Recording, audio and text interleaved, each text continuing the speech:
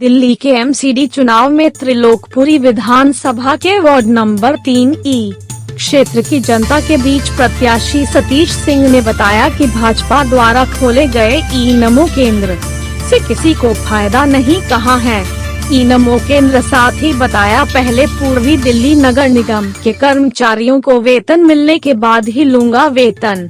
तो दोस्तों देखो, अभी तक जो एमसीडी में कर्मचारी परेशान रहे सबसे ज्यादा मूल वेतन को लेकर के, तो उसके ऊपर सतीश जी मुझे कुछ ऐसी भी सनसनी जानकारी मिली थी कि आपके खुल के नहीं बोल रहे हैं। एक तो पहली बात, आप दूसरी बात ये कि आप वेतन ना लेकर के जनता को पहले दिलवाना चाहे, ऐसी कुछ जानकारी मिली है आपके यहाँ पे मुझे, इसमें क्या सच्चाई है? वैसे तो निगम पार्षद का वेतन इतना कुछ नहीं होता, उसे मीटिंग्स के पैसे मिलते हैं, वो भी हमारे लिए ना के बराबर है। उससे ज़्यादा हम हजारों लाखों रुपए महीने के खर्च कर रहे हैं जनता के लिए। मेरे लिए वो कोई बड़ी बात नहीं। मैं जितने सदन के अटेंड करूँगा वो जो पैसे मिलेंगे वो मैं भी नहीं लूँगा जब तक मेरे निगम कर्मचारियों को वो पैसे, उनकी सैलरी टाइम से नहीं मिलेगी।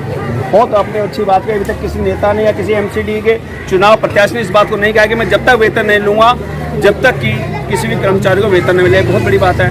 चलिए नेक्स्ट टाइम फिर मिलते हैं सतीश जी से, देखते रहिए न्यूज़ आपको देखी। पूर्वी दिल्ली के वार्ड 3E से बसपा प्रत्याशी सतीश सिंह, जिनके बड़े भाई सुरजीत सिंह भी यहीं से पूर्व में जनता को समर्पित रह चुके हैं, उन्हीं के कर कमलों पर क्षेत्र की जनता के बीच इस बार बसपा प्रत्याशी सतीश सिंह ने क्या कहा। यहाँ सतीश सिंह को जनता का पूरा समर्थन मिलता दिखाई पड़ रहा है। न्यूज़ आँखों देखी पर देखे एक रिपोर्ट। नमस्कार दोस्तों, मैं हूं मुकेश चौधरी और आप देख रहे हैं न्यूज़ आँखों देखी, खबर आपकी नज़र हमारी। दोस्तों जैसे कि आप सभी जानते हैं एमसीडी का चुनाव शुरुआत हो चुकी है और अभी हम आए हैं वार्ड 3 वार्ड के अंदर, जहां पर प्रत्याशी हैं सतीश सिंह जी। और ये इनके क्या मुद्दे हैं जनता के लिए, क्या ऐसा कुछ करना चाहते हैं कि जनता इनके दिलों में बैठे और ये जनता के दिलों में बैठे, और आने वाले समय में जीतने के बाद जनता को क्या फ़ायदा देना चाहते हैं, इनके क्या क्या कुछ मुद्दे हैं उसके बारे में बात करते हैं सतीश जी से। सतीश जी नमस्कार। सतीश जी, आपको पहले तो हम बहुत बहुत बधाई देते हैं जनता की सेवा में हाजिर होने के लिए, और क्योंकि आपके भाई भी काफ़ी जनता को समर्पित रहे हैं। मयूर बिहार से बीएसपी के पूर्व निगम पार्षद रह चुके हैं जी। अब वो हमारे बीच में नहीं है। 2 साल पहले उनका किसी कारणवश एक्सीडेंट हो गया उसमें, तो अब बहुत दिन हो चुके हैं जी। तो अब हम यही चाहते हैं कि जनता की जैसे वो सेवा कर रहे थे अपने धन से, अपने मन से, अपने हर तरीके से उन्होंने जनता की 20 साल से बहुत सेवा करी।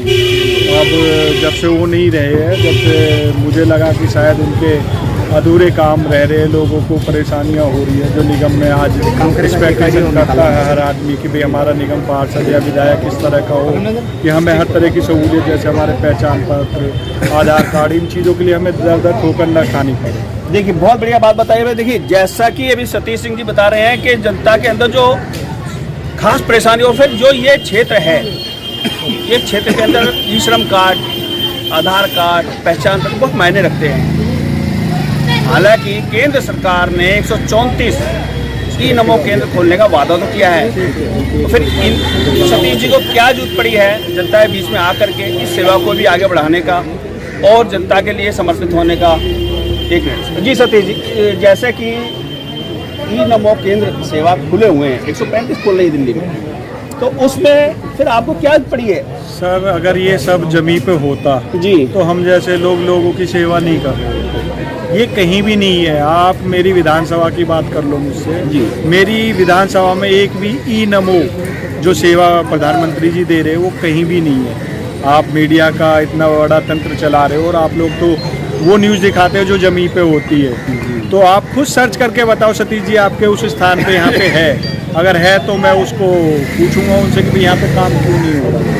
ठीक है सतीश जी, अब आगे बात करते हैं। तो कौन से मुद्दे हैं जिनको लेकर जनता के बीच में आए और जनता आपको वोट क्यों दे और आपको चुनकर क्यों नहीं? आपके बड़े भाई की तो बहुत अच्छी रेस्पेक्ट थी, जनता के दिलों में छाए हुए थे, तो आप ऐसे कौन से मुद्दों को लेकर जनता के बीच में आ रहे हैं?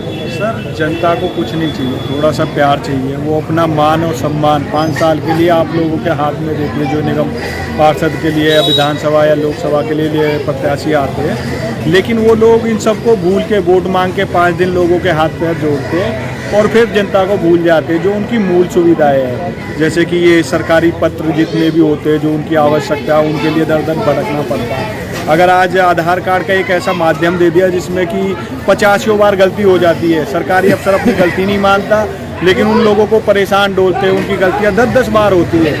एक बार आपने गलती कर दी, ये तो मैं समझ गया, लेकिन सबसे बड़ा मुद्दा यहाँ पे मैं देख रहा हूँ एमसीडी के अंदर जो कर्मचारी हैं उनको वेतन नहीं मिल रहा है, सबसे बड़ा मुद्दा वो है। तो आप किस तरह से लड़ेंगे, संघर्ष करेंगे?